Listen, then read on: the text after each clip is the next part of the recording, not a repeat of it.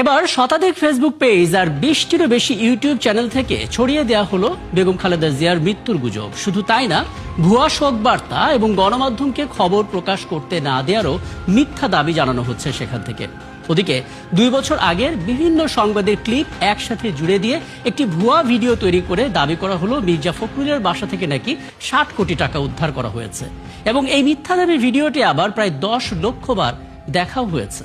দিনের অন্যতম গুজব, মৎস্য উপদেষ্টা নাকি বলেছেন 2029 সালের আগে নির্বাচন হচ্ছে না। দর্শক, চলুন আমরা এই সমস্ত অপতথ্যের ফ্যাক্ট চেকগুলো দেখে নিই।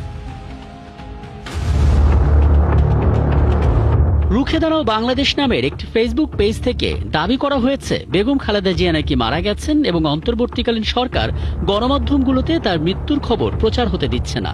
সেখান থেকে আরো শতাধিক ফেসবুক পেজেও এই দাবিটি ছড়িয়ে দেওয়া হয়। তবে এটি যে মিথ্যা সেটা বেরিয়ে আসে ফ্যাক্ট চেক করে। এভারকেয়ার হাসপাতালের সামনে সাংবাদিকরা আছেন, নিয়মিত চিকিৎসকদের দেয়া আপডেট এবং রাজনৈতিক নেতাদের বক্তব্য সবটাই সরাসরি সম্প্রচারে দেখানো হচ্ছে।